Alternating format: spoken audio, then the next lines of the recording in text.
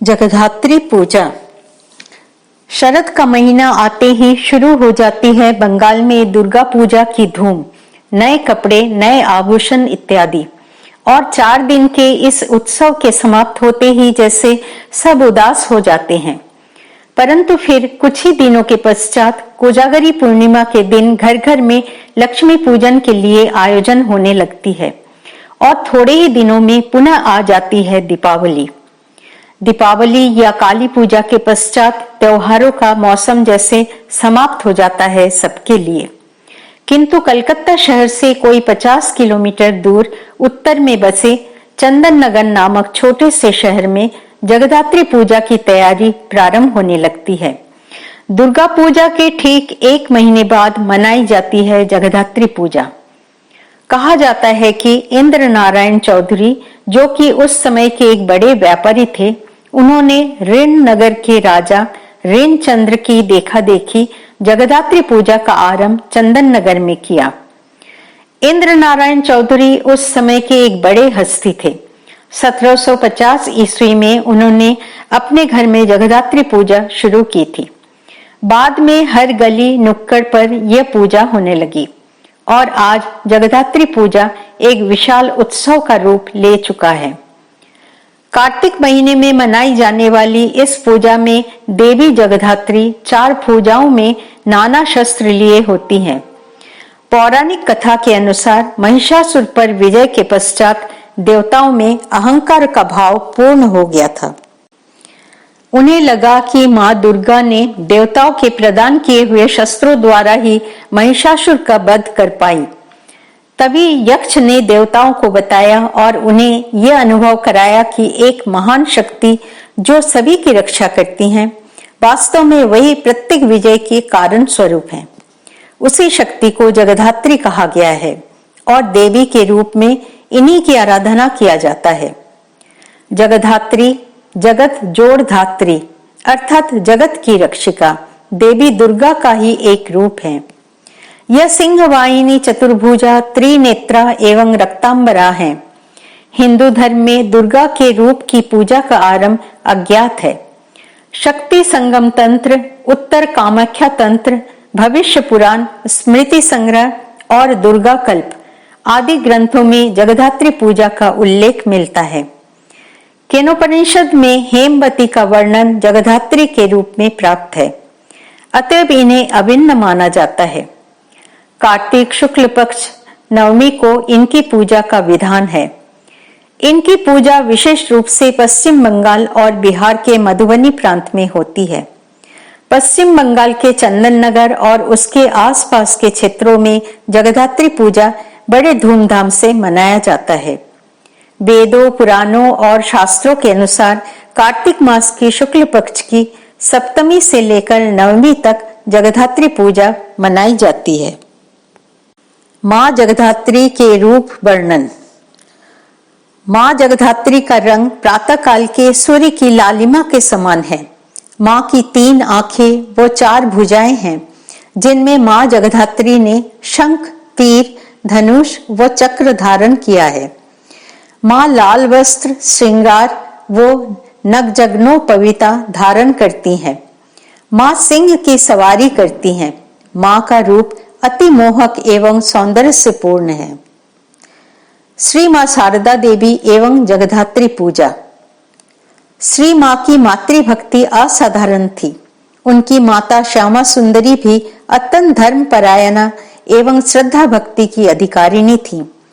तभी तो देवी को गर्भ में धारण करने का सौभाग्य उन्हें प्राप्त हुआ था। श्यामा सुंदरी इतनी भक्तिमती थी कि देवी जगधात्री ने उन्हें अयाचित वरदान देकर उनकी पूजा को स्वीकार किया था। बाद में श्री मां ने भक्तों को इस विषय में कहा था। संभवतः ईस्वी सन 1875 की बात है। एक बार गांव की काली पूजा के समय नव मुखर्जी ने आपसी कलह के कारण हमारे यहाँ का पूजा के लिए रखा हुआ चावल नहीं लिया, उसे वापस कर दिया। मेरी माँ ने पूजा के लिए चावल तैयार करके रखा था। इस पर माँ रात भर रोती रही और कहने लगी, काली माँ की पूजा के लिए मैंने चावल तैयार किया, मेरा चावल नहीं लिया, अब इस चावल का क्या होगा, कौन खाएगा? ये तो काली का चावल है, इसे तो कोई खा नहीं सकता। इसके पश्चात रात में माँ देखती है कि जगधात्री देवी, जिनके शरीर का रंग लाल है, दरवाजा के पास पांव पर पांव रखे बैठी हैं। उन्होंने मेरी माँ को थपथपा कर जगाकर कहा, तुम रो क्यों रही हो? काली का चावल मैं खाऊंगी, तुम्हें चिंता क्या है? माँ ने पूछा, तुम कौन हो? उन्होंने उत्तर दिया, मैं जगदम्बा हूँ, जगधात्री के रूप में मैं तुम्हारी पूजा स्वीकार करूंगी। दूसरे दिन माँ ने मुझसे पूछा, शारदा बता तो, वो लाल रंग वाली पांव पर पांव दिए हुए कौन सी देवी हैं? मैंने कहा, वो तो जगधात्री हैं। माँ बोली, मैं जगधात्री पूजा करूंगी।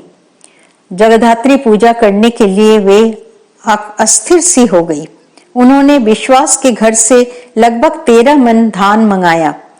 उस समय लगातार वर्षा हो रही थी। ऐसा एक भी दिन नहीं जाता था जिस दिन वर्षा न हो। माँ बोली, माँ जगधात्री, तुम्हारी पूजा कैसे होगी? मैं तो धान ही सुखा न सकी। अंत में जगधात्री देवी की कृपा से ऐसा हुआ कि चारों ओर तो वर्षा हो रही थी, पर माँ ने जिस चटाई पर धान सुखाने के लिए डाला था, उस पर अच्छी धूप छाई रही। लकड़ी जलाकर जगधात्री देवी की मूर्ति को सुखाया गया और उस पर रंग चढ़ाया गया। इस प्रकार जगधात्री पूजन संपन्न हुआ। श्यामा सुंदरी देवी ने पूजा के उपलक्ष्य में जमाई को लेने के लिए अपने पुत्र प्रसन्न को दक्षिणेश्वर भेजा। श्री रामकृष्ण ने सब कुछ सुनने के उपरांत प्रसन्नता से कहा, माँ आएंगी, माँ आएंगी। अच्छा, पर तुम लोगों की स्थिति तो बड़ी खराब थी। प्रसन्न बोले, आप चलिए तो मैं आपको लेने के लिए आया हूँ।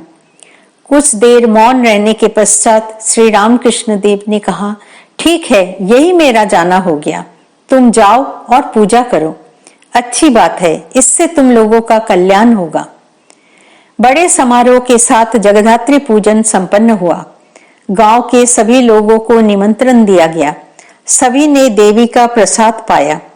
प्रतिमा विसर्जन के समय श्यामा सुंदरी जगधात्री देवी के कान के पास मुंह ले जाकर बोली, माँ जगाई, अगले वर्ष फिर आना, मैं तुम्हारे लिए वर्ष भर समस्त आयोजन करती रहूंगी। दूसरे वर्ष श्यामा सुंदरी ने श्री माँ से कहा, देखो तुम भी कुछ देना, मेरी जगाई का पूजन होगा। कुछ असंतोष के साथ श्री माँ ने उत्तर दिया, एक बार तो पूजन हो ही चुका है, फिर बार बार क्या आवश्यकता है? इसकी कोई आवश्यकता नहीं, मुझसे कुछ न होगा।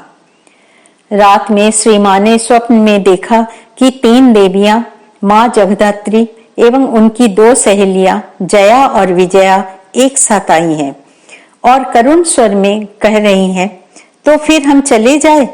श्री माँ ने पूछा, तुम लोग कौन हो? देवी ने उत्तर दिया, मैं जगधात्री हूँ।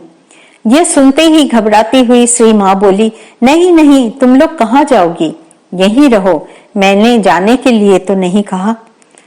उस समय से लेकर जयराम बाटी में प्रतिवर्ष जगधात्री पूजन होता रहा। श्री माँ जब तक स्थूल शरीर में रही, तब तक प्राय प्रतिवर्ष स्वयं जयराम बाटी में उपस्थित होकर उक्त पूजन का आयोजन करती थी। जय श्री माँ।